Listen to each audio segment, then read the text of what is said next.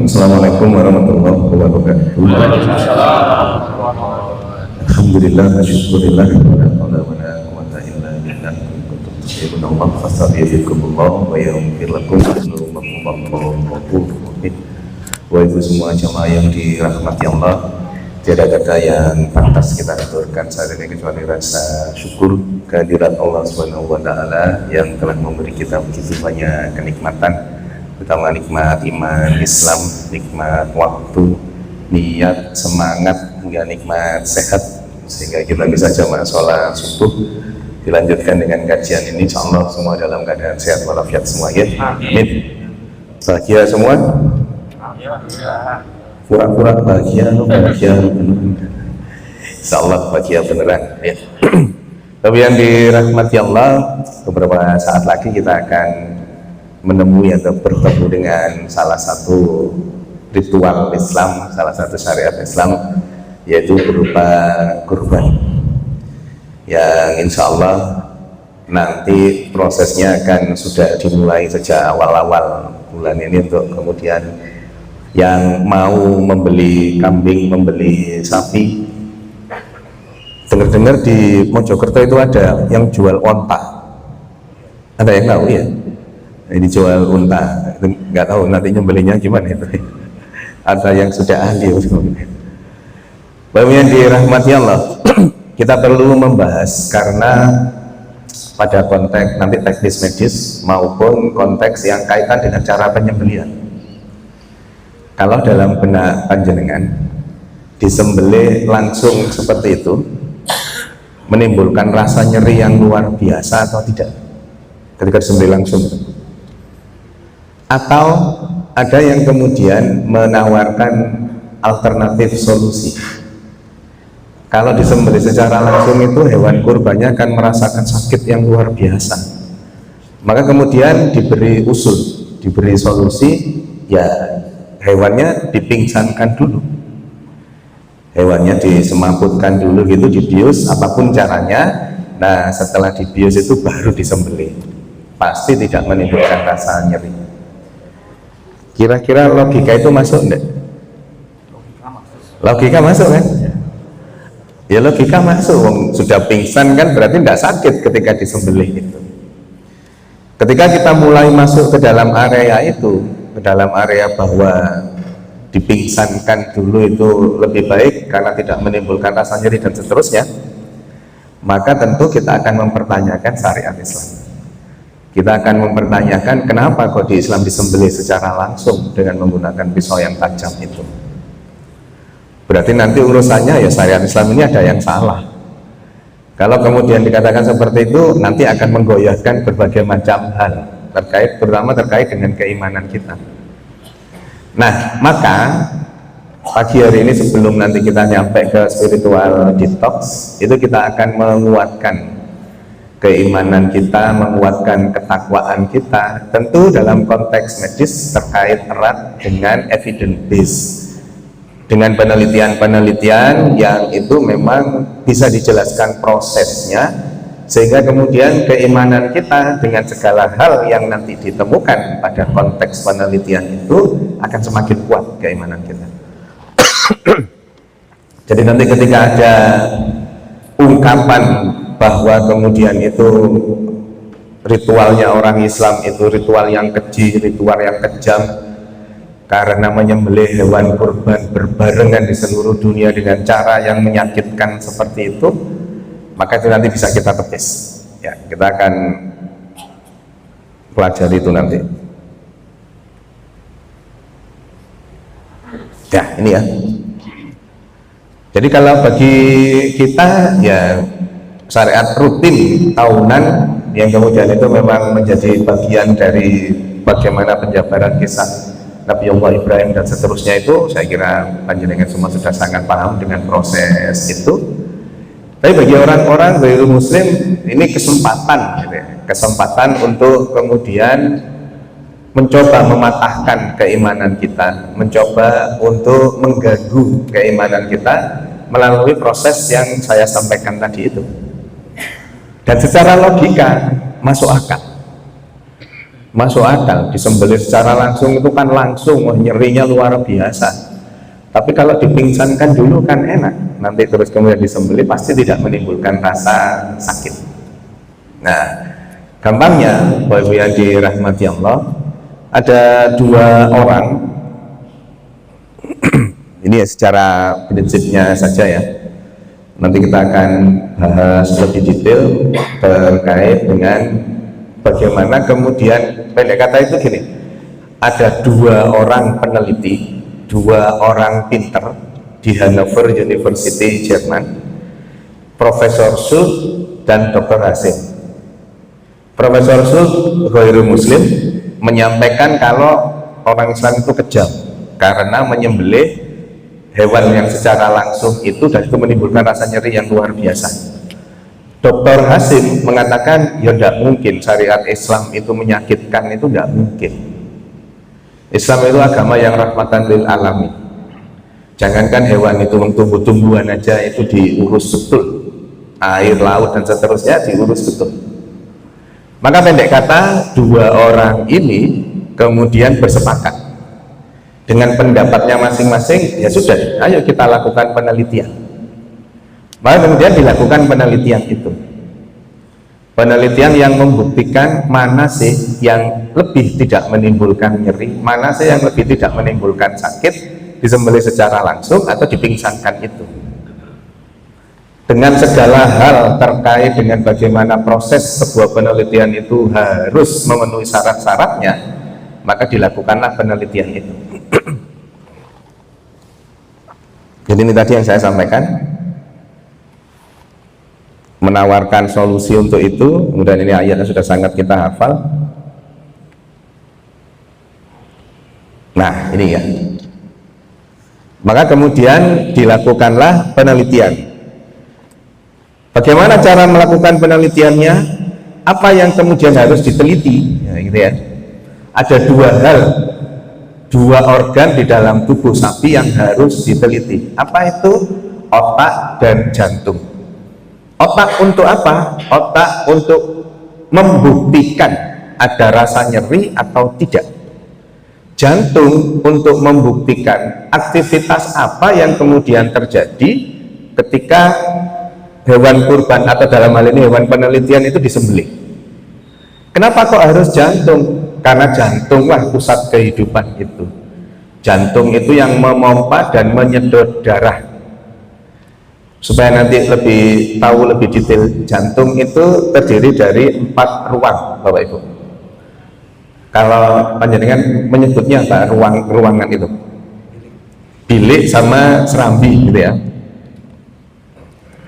Dunia medis atrium sama ventricle, wis gampangannya pokoknya jantung itu ada 4 ruang gitu ya, ada 4 ruang.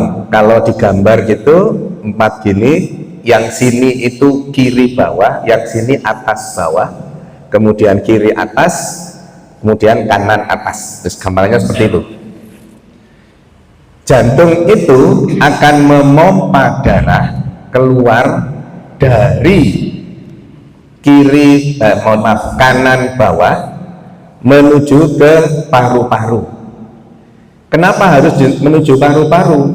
Karena darah yang dikeluarkan dari kanan bawah itu darah kotor, darah yang sudah dipakai oleh seluruh organ tubuh kita, sehingga akhirnya mengandung karbon dioksida.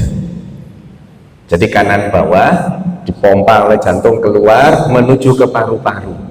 Di paru-paru terjadi proses kita bernafas. Kita bernafas menghirup apa? Oksigen, mengeluarkan karbon dioksida. Nah, melalui pernafasan itulah karbon dioksida yang ada di darah kita dikeluarkan oleh tubuh kita, diganti dengan oksigen.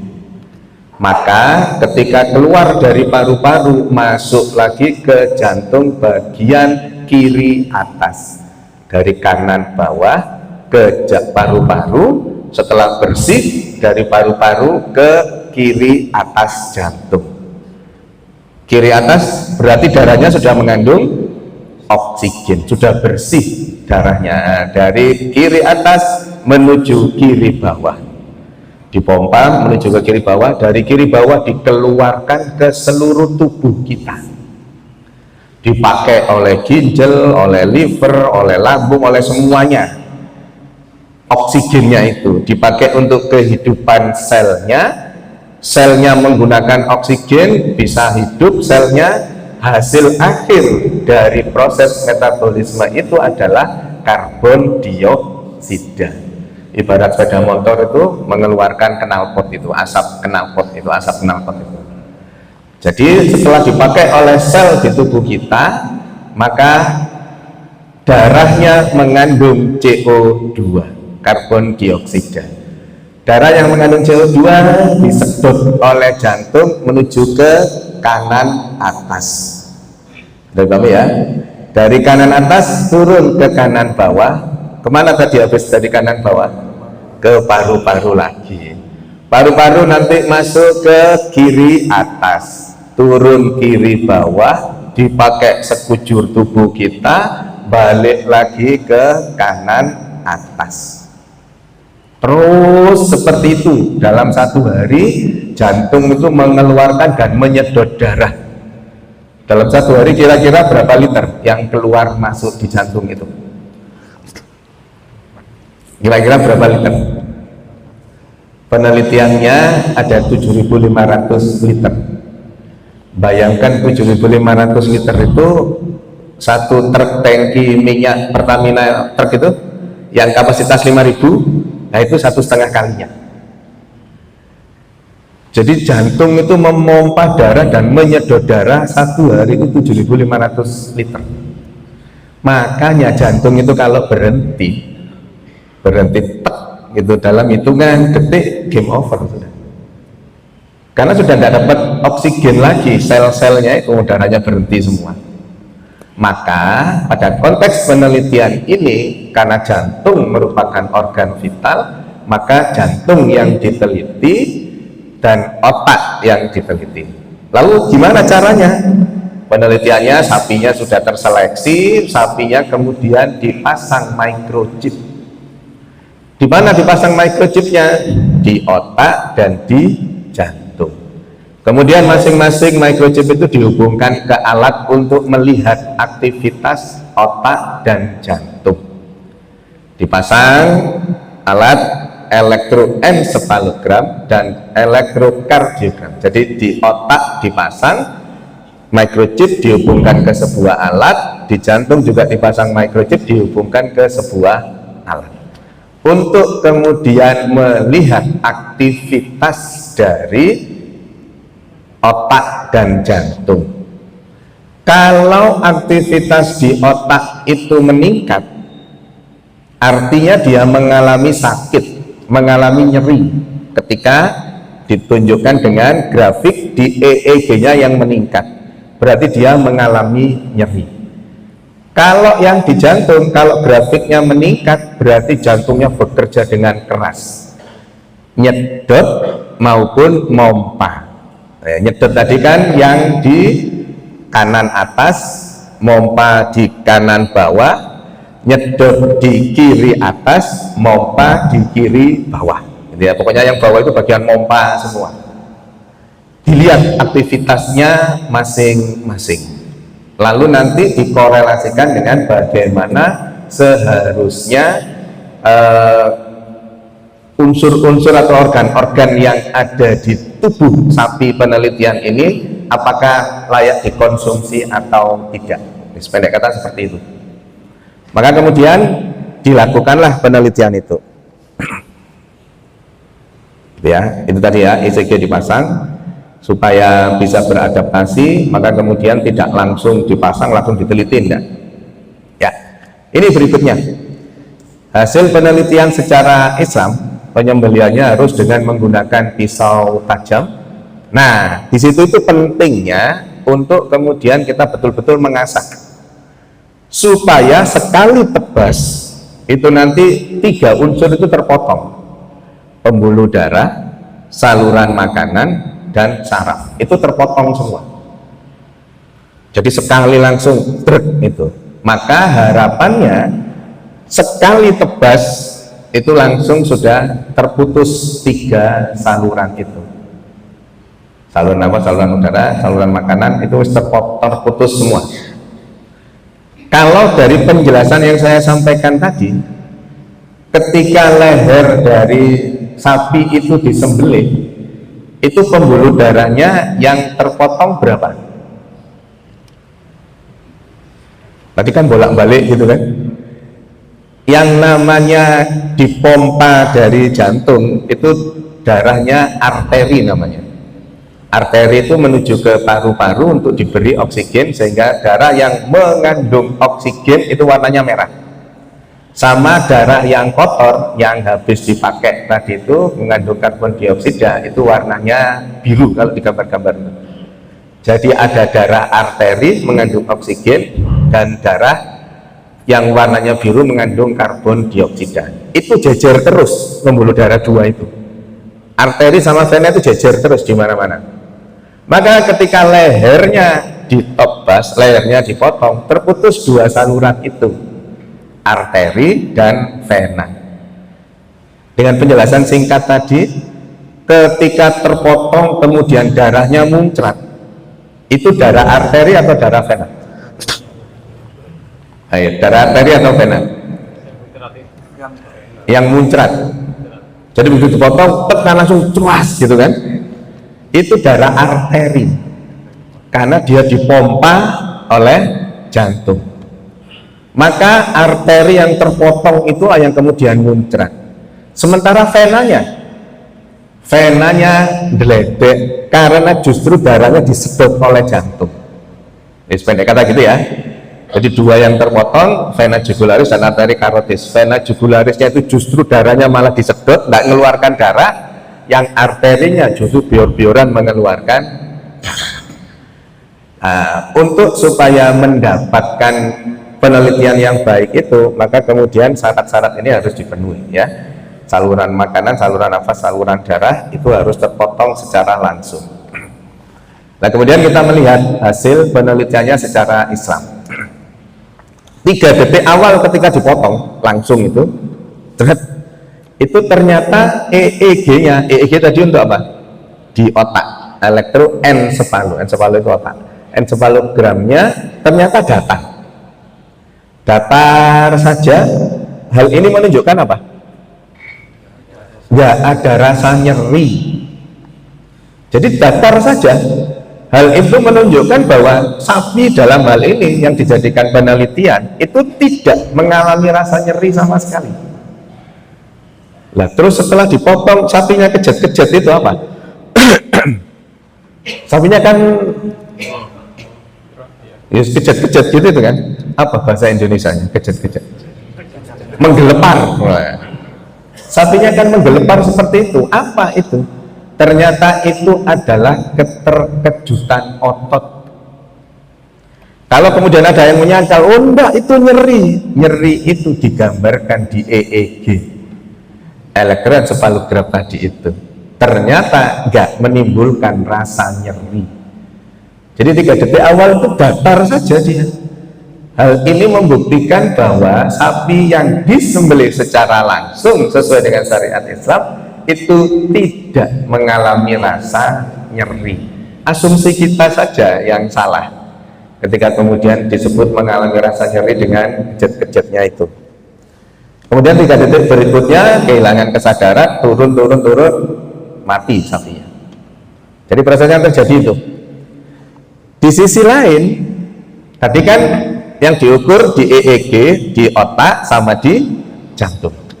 Di sisi lain, di jantung begitu disembelih itu aktivitasnya justru malah meningkat. Jadi ketika otaknya datar saja, tidak mengalami rasa nyeri, kemudian turun, mati, ternyata jantungnya justru malah aktivitasnya meningkat.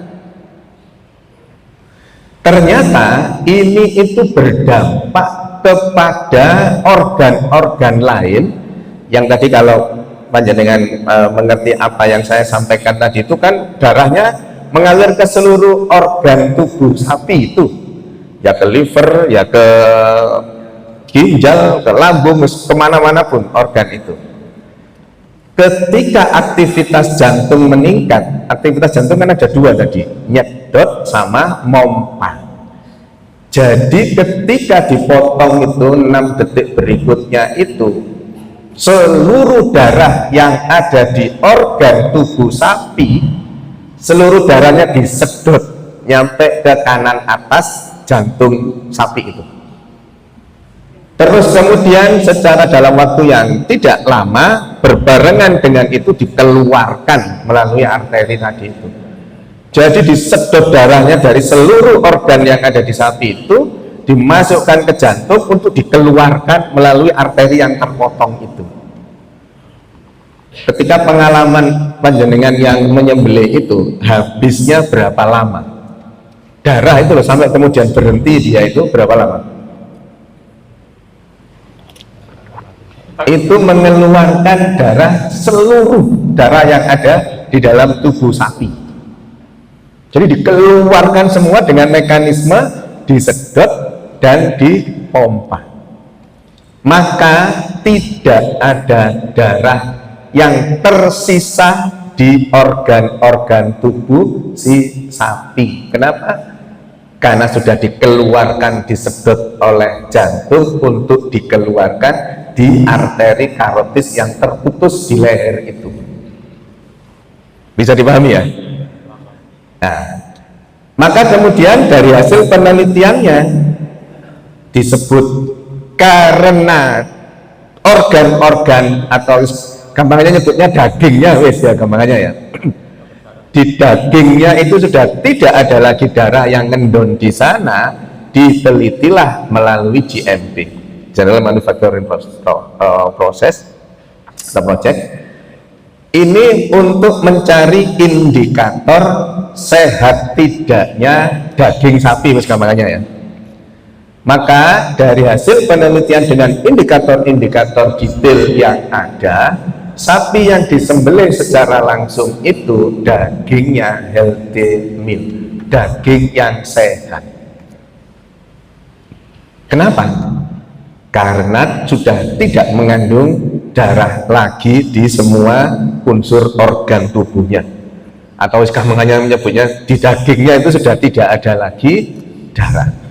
Kenapa kok tidak ada darah? Karena sudah dikeluarkan melalui mekanisme yang nyedot dan mompa tadi itu. Maka kemudian disebutlah sebagai daging yang sehat.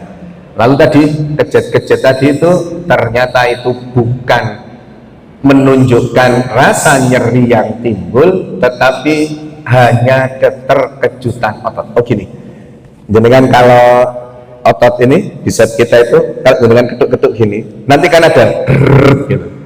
Nah, seperti itu, dan itu tidak nyeri. Maka terbukti dengan penyembelihan secara Islami yang langsung disembelih, langsung dipotong, terputus 3 saluran itu ternyata tidak menimbulkan rasa nyeri dan dagingnya daging yang sehat, healthy meal. Maka kalau menyembelih sebisa mungkin 1 atau maksimal 2 kali tebasan sudah selesai.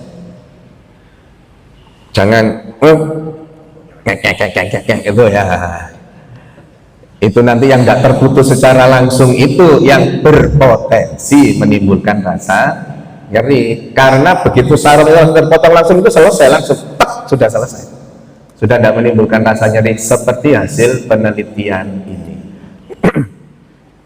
Lalu yang ditawarkan cara-cara dipingsankan dulu gimana hasilnya? Nah, ini yang cara-cara non muslim, cara-cara yang dianggap sebagai alternatif solusi supaya sapinya tidak mengalami nyeri. Maka kemudian dilakukan pemingsanan itu. Pemingsanannya itu bisa macam-macam, bisa dibius, bisa di listrik, bisa dikejut, bisa ditembak dulu cep gitu, terus kemudian alat bius, obat biusnya bekerja, pendek kata, kemudian mengalami pingsan. Jadi sesaat setelah pingsan itu ternyata hasilnya EEG-nya meningkat. Begitu kemudian disembelih, mentop. Jadi ternyata ketika dipingsankan itu justru sapi penelitian itu mengalami nyeri yang luar biasa, mengalami kondisi yang sangat tidak enak, dibuktikan dengan EEG-nya meningkat, sampai kemudian ketika disembelih EEG-nya meningkat drastis, swab langsung jeglok, langsung menuju nol karena mati. Tapi yang betul diperhatikan kan urusannya masalah nyeri tadi kan, bukan masalah matinya, urusannya masalah nyeri tadi itu. Ternyata begitu dibius beberapa saat kemudian disembelih, grafik rasa nyerinya itu meningkat dan menyampai puncak ketika disembelih dan kemudian anjlok karena mati. Berarti sapi penelitian dan juga sapi-sapi yang lain, Pak, karena memang sudah dijustifikasi, yang disembelih dengan dipingsankan dulu itu artinya tidak sesuai dengan syariat Islam, justru mengalami rasa nyeri yang luar biasa. Lalu yang terjadi di jantungnya apa? Jantungnya karena dipingsankan, jantungnya tidak berdetak seperti layaknya karena dia menjadi lebih pelan. Begitu kemudian anjlok turun, mati kan, jantungnya berhenti. Jantungnya berhenti. Apa yang terjadi? Darah-darahnya tadi tidak disedot, tidak dipompa, darahnya ngendon di masing-masing organ tubuh kita. Betul pada saat disembelih tidak ada darah yang muncrat, tidak ada darah yang keluar. Ya ada darah yang keluar, tapi begitu disembelih stret, ya sudah, deledek saja, tidak muncrat seperti disembelih secara langsung. Efeknya ternyata menimbulkan rasa nyeri, jantungnya pekerjaannya turun sampai berhenti, artinya darah itu ngendon di dalam organ masing-masing yang ada di sapi itu, sehingga kemudian disimpulkan bahwa ternyata dagingnya, wis gampangannya tadi itu, maksudnya organ-organ maupun ototnya itu masuk unhealthy meal, daging yang tidak sehat. Kenapa?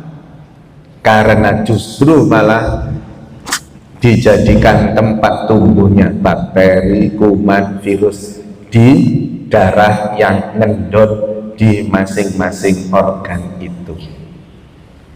Maka kesimpulannya bahwa yang disembelih dengan dipingsankan itu justru malah menimbulkan rasa nyeri, rasa sakit yang luar biasa, dan dagingnya ternyata justru daging yang tidak sehat. Ya. Nah, Bapak yang dirahmati Allah, dalam konteks ketika kita sudah memahami tadi bahwa penyembelihan secara Islami itu justru yang terbaik dan justru dagingnya daging sehat. Patahlah apa yang kemudian menjadi hipotesanya Profesor Sul yang mewakili orang-orang ghairu muslim itu. Lalu kira-kira yang terjadi pada Prof. Sul apa? Setelah dia kan ghairu muslim, kira-kira mu'alaf nggak? Ternyata tidak langsung jadi mu'alaf. Begitu hasilnya seperti ini, ilmuwan itu kan, tanda kutip ya, mengagungkan ilmu kan, namanya ilmuwan itu, peneliti itu yang mengagungkan hasil penelitiannya itu. Dia mengakui bahwa ya syariat Islam itu memang benar, syariat Islam itu memang baik dan memang tidak menyakitkan dalam konteks sapi ini. Tapi ternyata dia tidak langsung mu'alaf. Justru dia membaca buku-buku kaitan dengan Islam. Wong pinter ya, wong profesor ya, orang pinter, maka baca buku-buku itu pada satu titik, tapi tidak disebutkan berapa lama kemudian dia mu'alaf. Orang pinter-pinter yang ghairu muslim itu ketika kemudian disuguhkan data, disuguhkan sesuatu proses-proses yang itu merupakan kebenaran mutlak dari Quran hadis, itu orang-orang yang pintar itu bisa menerima langsung. Makanya mu'alaf itu orang yang pintar-pintar justru kan.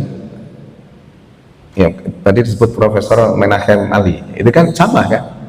Wis pinter malah kemudian mempelajari Kristen itu seperti itu, terus masuk lah Pak bangun Samudra kan juga gitu ya.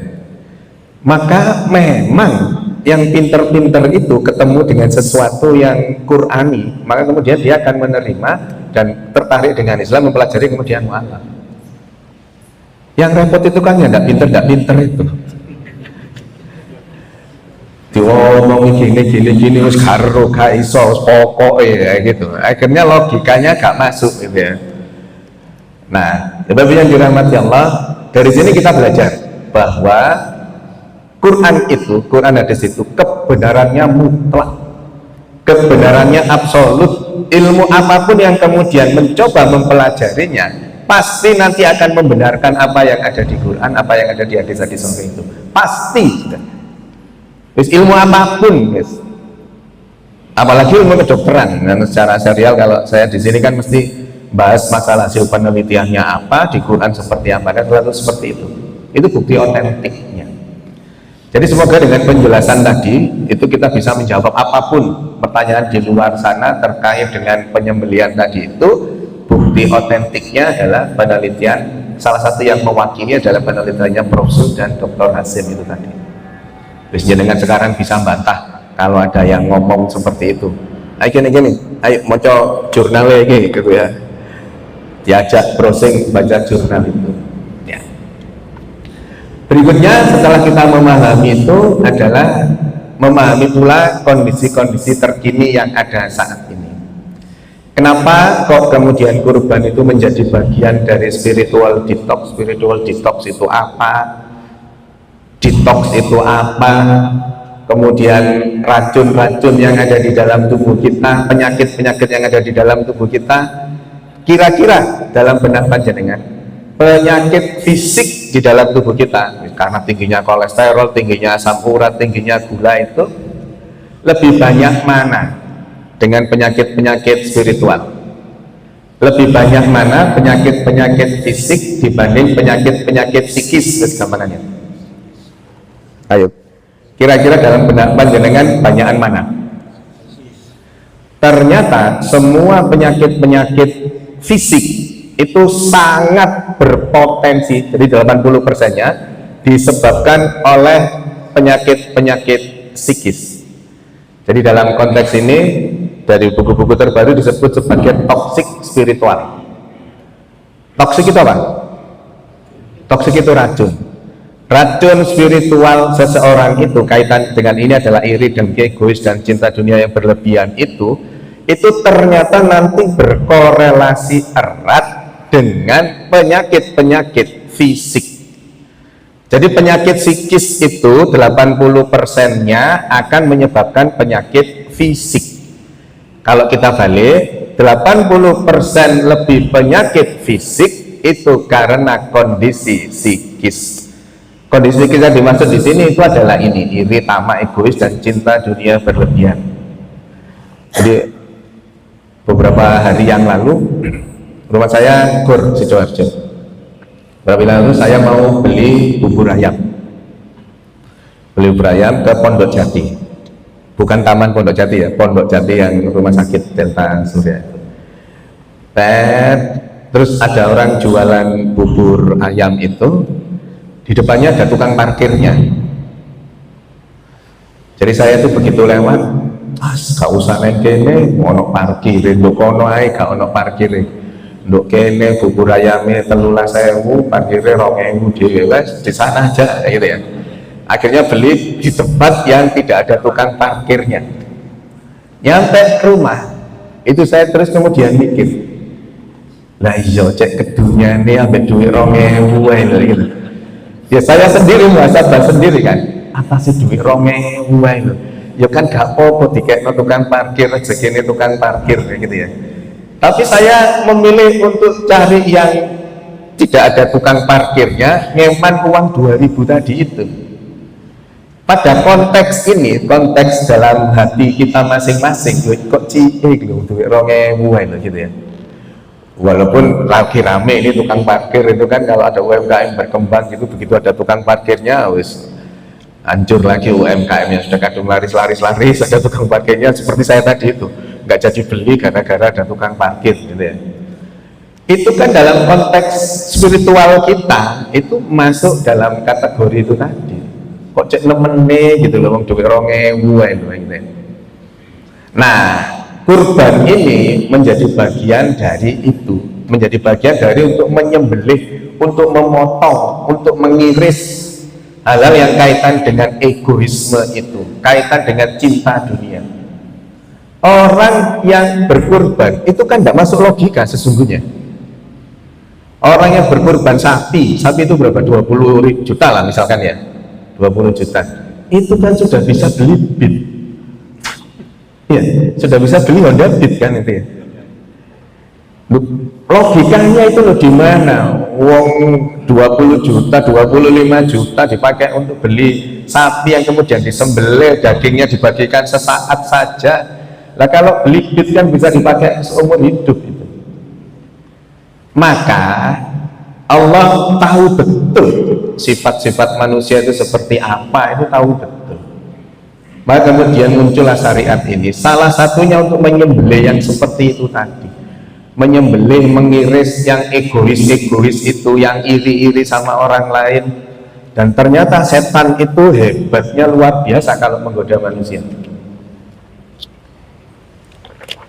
Ketika dia gagal menggoda kita berkurban, artinya kita tetap berkurban, tetap beli sapi, tetap beli kambing. Artinya kan gagal dia menggoda kita untuk berkorban dengan tadi itu. Wis tuku Beat lah enak, saya lah apa sapi mek sepisan tok paling oleh 5 kilo sampai ya gitu misalkan ya. Gagal menggoda kita seperti itu, apakah berhenti menggoda? Enggak. Dimunculkanlah itu tadi. Dimunculkanlah toxic spiritual itu. Apa itu? Ketika kemudian di masjid di Raudhatul Jannah ini kemudian dijejerkan sapi-sapi, kambing-kambing yang lain itu, dimunculkanlah rasa itu. Wah, ternyata kambing sampean paling gede sak Raudhatul Jannah itu. Wis gak ono sing ngalahno, wis kambing sampean kelupu paling gede itu dah. Muncullah rasa itu. Balutannya walus. Balutannya ngomong gini, alhamdulillah wedhusku paling gede sak Raudhatul Jannah. Buyar wis kalau sudah gitu. Menggoda untuk tidak berkurban tidak bisa, kita menang, tapi kemudian digoda dalam bentuk memunculkan rasa riak itu, memunculkan rasa sombong itu. Loh, ada urusan apa sombong dengan setan itu tadi?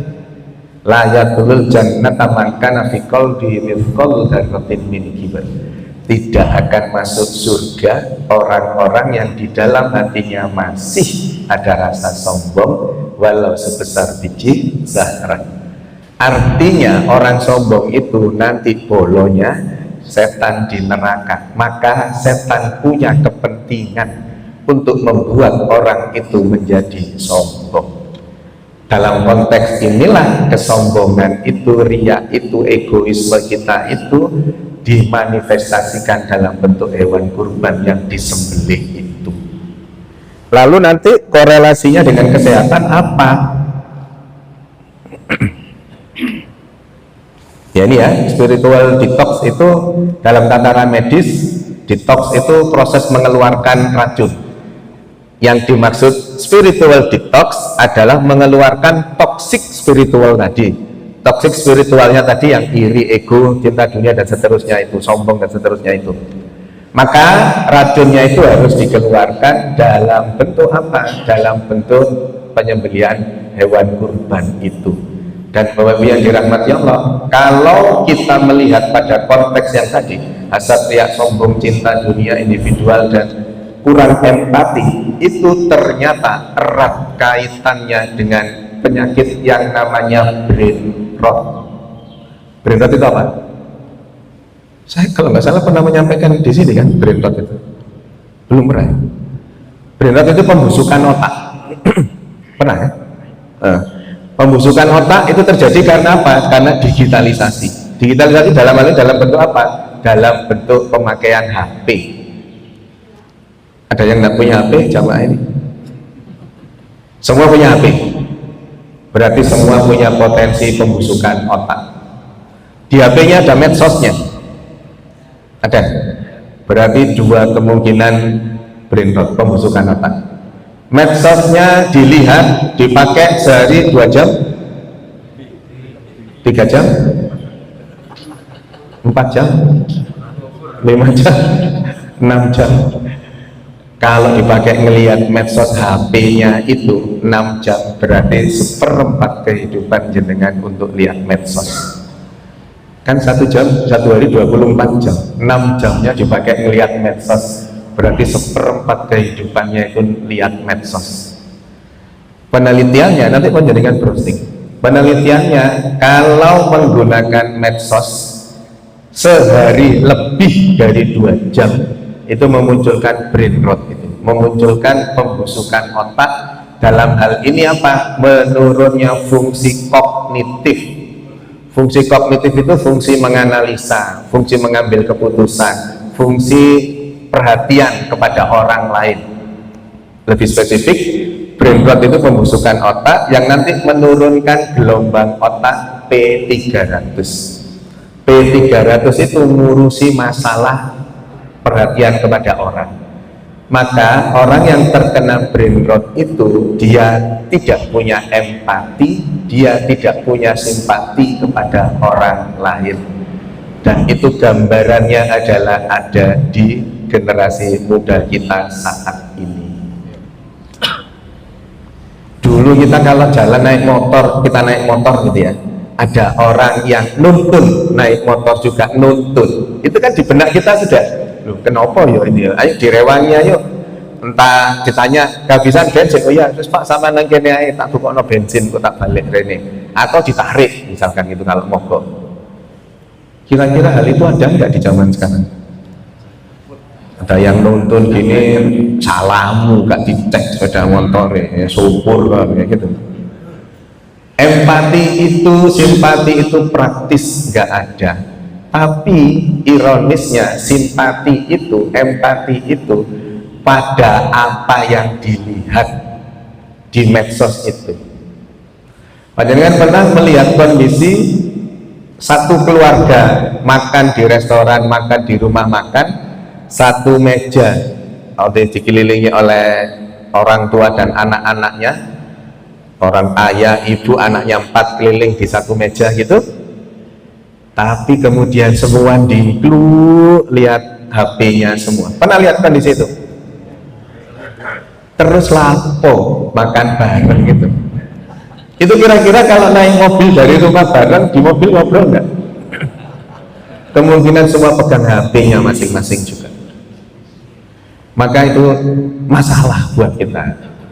Pemerintah Jepang, Korea, Cina, Jerman, Prancis, Denmark, panjenengan nanti browsing, membuat aturan begitu 2 jam nomor HP itu mengakses internet otomatis langsung mati. Jadi 2 jam dia melihat medsos otomatis langsung mati. Bisa enggak? Yo gampang, uang nomor yang dipakai kan sudah jelas.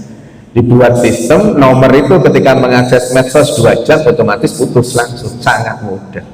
Dan itu yang sekarang mulai dilakukan pemerintah untuk membatasi penggunaan medsos pada anak-anak kita itu, karena dampaknya jeleknya luar biasa seperti itu tadi. Terus kemudian nanti terjadi brain rot. Brain rot itu nanti memunculkan rasa yang tidak punya perhatian sama orang, tidak punya empati, simpati. Maka jadilah kondisi itu sekarang. Untuk menghilangkannya salah satunya dengan berkorban itu. Jadi yang pertama untuk melepas keterikatan materi, untuk menumbuhkan kepedulian sosial dan membersihkan hati. Karena rasa iri, dengki, riak, sombong, dan cinta dunia tadi itu. Kenapa kok kemudian berkorban yang kita pahami itu menyehatkan? Karena ternyata orang berbagi itu ketika ikhlas untuk berkorban, di dalam dirinya muncul 4 hormon: endorfin, dopamin, serotonin, oksitosin. Hormon-hormon itulah yang berurusan erat dengan kebahagiaan seseorang.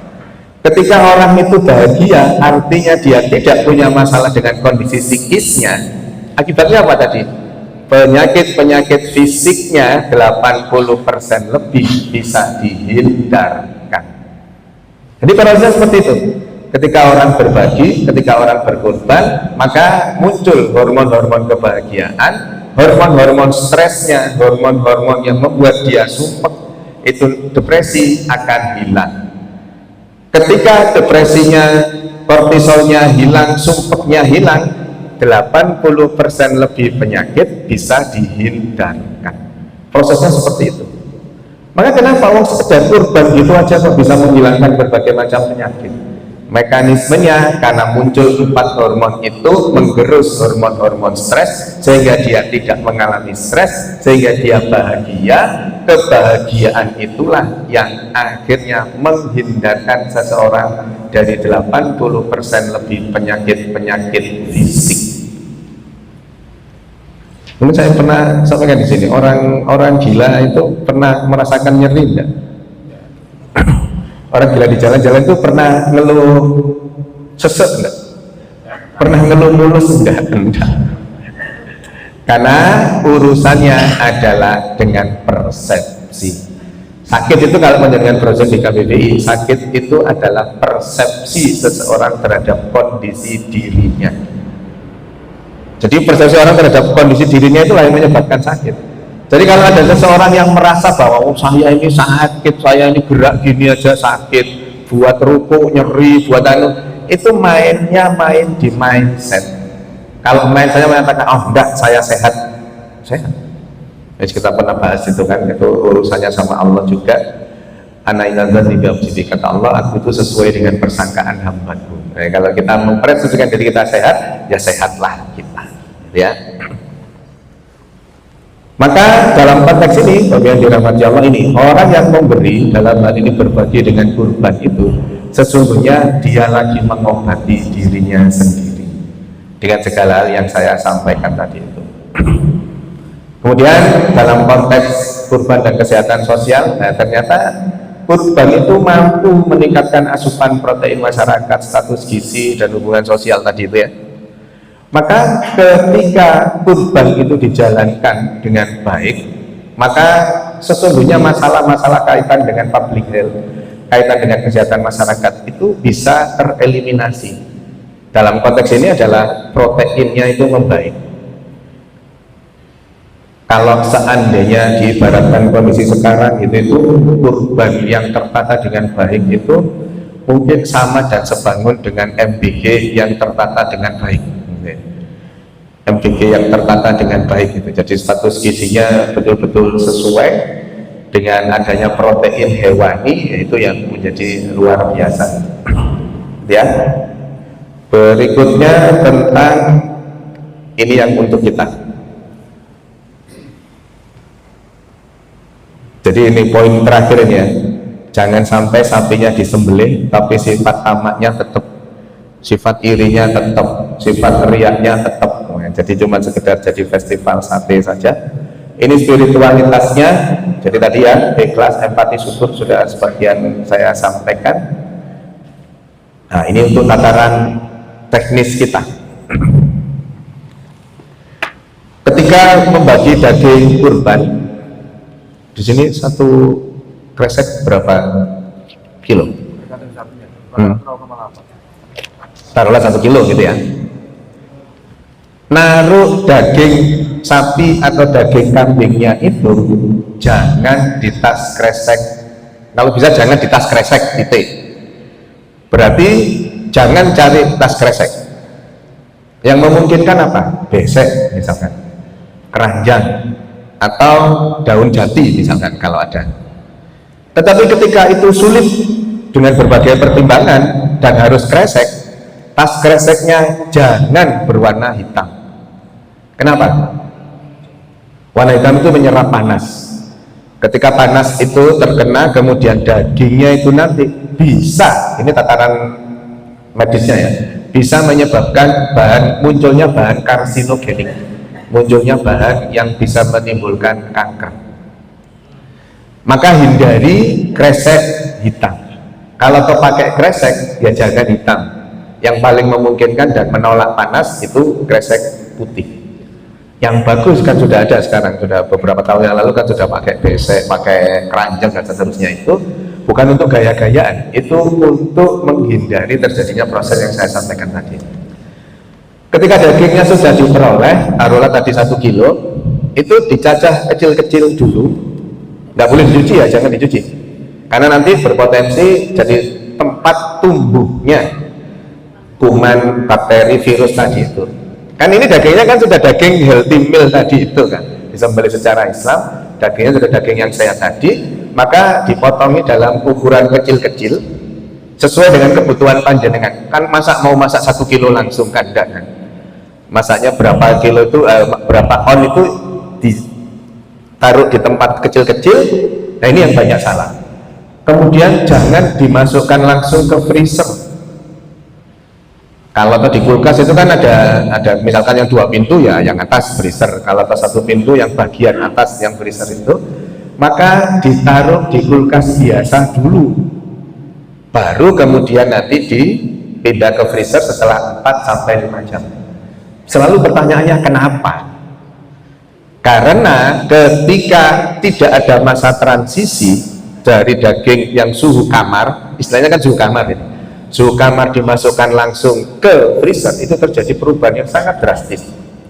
Maka nanti dikhawatirkan ada unsur-unsur dari daging atau organ yang dikorbankan itu yang akan dikonsumsi akan berubah. Nanti kandungan proteinnya hilang, kandungan vitaminnya hilang karena perubahan tersebut. Maka ada masa transisi, ditaruh di suhu lebih dingin dulu, baru kemudian masuk ke freezer. Mengeluarkannya juga sama, dikeluarkan sesuai kebutuhan itu, jangan dimasukkan ke air panas. Kesuwen ngenteni gitu ke freezer harus langsung aja. Itu merusak komposisi dagingnya. Di sisi lain itu juga untuk melatih kesabaran. Kan marahnya sudah disembelih waktu hewan kurban itu. Maka kemudian melatih kesabarannya dalam bentuk apabila mau masak jam 6 gini ya sudah malam itu dikeluarkan biar mencair dengan sendirinya secara alami, baru kemudian dimasak. Kambing itu mengandung kolesterol enggak? Ayo, kan banyak beredar di luaran sana, makan kambing nanti menyebabkan darah tinggi, nanti menyebabkan stroke. Maka makan daging kambing itu nanti menyebabkan stroke. Di keluaran juga, maka ada ritual orang Islam itu yang tidak menyehatkan. Bareng-bareng sedunia makan barang-barang yang menyebabkan kolesterolnya tinggi gitu. Ayo, kambing mengandung kolesterol kan? Tidak. Kambing itu mengandung cempe. Ya, kambing itu mengandung anak kambing kan?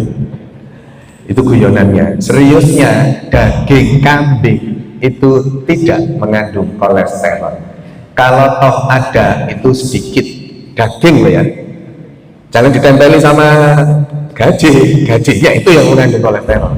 Tapi daging nanti ada di belakang daftarnya, daging kambingnya itu rendah kolesterol, bahkan tidak ada kolesterolnya. Jenengan makan daging kambing 0,5 kilo dibanding dengan makan telur puyuh 1. Daging kambing 0,5 kilo kalau kuat jenengan makan sendiri, sama telur puyuh 1 itu jelekan makan telur puyuh 1 dalam konteks kadar kolesterolnya. Makanya panjenengan nanti bisa ketemu sama orang yang dari Bungurase naik bis mau ke Jogja. Di bis ada orang jualan yang masuk itu jual telur diplastiki 3, 4 atau 5 itu, kemudian dibeli. Selama perjalanan makan telur puyuh itu nyampe Jogja tidak bisa gerak kakinya, nyeri kakinya karena kolesterolnya langsung meningkat. Jadi kambing, daging kambing, daging sapi itu rendah, bahkan tidak mengandung kolesterol. Nanti di belakang ada ininya, ada komposisinya, gonta-ganti HP, terus bentulan, tapi gak bisa tuku daging, gak bisa beli kambing untuk kurban. Di sini muhasabah untuk kita. Nah ini daftarnya. Nanti panjenengan mau lihat, ini kan sudah saya berikan Pak Berarti ya. Nanti silahkan di share, silahkan nanti apa yang boleh dimakan, apa yang harus hati-hati, apa yang tidak boleh dimakan. Dalam konteks ini itu juga terjadi fitnah yang luar biasa pada Minti. Minti itu difitnah, emping itu difitnah karena dianggap mengandung kolesterol. Ya. Kolesterol itu adanya di hewan. Tidak pernah kolesterol itu ada di tumbuh-tumbuhan. Kalau di tumbuh-tumbuhan, kacang, mente, melinjo itu tinggi asam urat, bukan tinggi kolesterol. Maka jangan memfitnah melinjo. Asam uratnya tinggi. Podo hidup engkau berlebih kan memang bisa menyebabkan rasa nyeri. Iya, tapi kan harus dipilah bahwa ini kolesterol, ini asam urat. Konteksnya adalah kulu wasrobu walatusribu innahu la yuhibbul musrifin. Silahkan makan makanan yang mengandung kolesterol, silahkan makan makanan yang mengandung asam urat, tapi jangan berlebihan, karena Allah benci dengan orang yang berlebihan. Maka ketika konsumsi apapun itu berlebihan, timbullah berbagai macam penyakit. Jadi rahmati Allah, pagi ini kita mendapat insight baru berupa bahwa penyembelihan hewan kurban secara langsung seperti itu sesuai dengan syariat Islam ternyata itu jauh lebih hewani gitu ya, dibandingkan dengan usulan yang disembelih dengan dipingsankan dulu yang ternyata menimbulkan rasa nyeri yang luar biasa. Dan lebih-lebih dari itu adalah daging yang disembelih dari hewan yang disembelih secara sesuai dengan syariat Islam, dagingnya daging yang sehat, healthy meal, sementara daging yang disembelih berasal dari hewan yang disembelih dengan dipingsankan dulu ternyata unhealthy meal. Kurban menjadi bagian dari spiritual detox, karena sesungguhnya racun yang hakiki di dalam tubuh kita itu bukan racun dalam konteks fisik, tetapi justru racun dalam konteks spiritual, racun dalam konteks psikis, yang itu memegang 80% lebih penyakit yang ada di dalam fisik seseorang. Kurban menjadi bagian dari memotong itu semua, menyembelih itu semua, mengiris itu semua, sehingga menghilangkan rasa iri, rasa dengki, hasad, riya, sombong di dalam tubuh kita, dan akhirnya kita punya empati sosial yang tinggi. Kita paham dengan orang-orang di seputaran kita yang barangkali untuk makan daging itu sebuah kemewahan, sementara saya panjenengan begitu pengen daging langsung belok ke depot rawon. Sementara ada saudara kita itu yang untuk ketemu daging nunggu 1 tahun sekali ketika kurban. Maka dengan segala proses itu, kurban mendidik kita untuk hidup sehat, dan sesungguhnya dengan kurban itulah kita dijaga terus kesehatannya oleh Allah dari dua sisi, dari sisi medis maupun sisi teologisnya. Saya kira itu yang bisa saya sampaikan. Ada yang mau tanya? Monggo. Ini terkait dengan perbedaan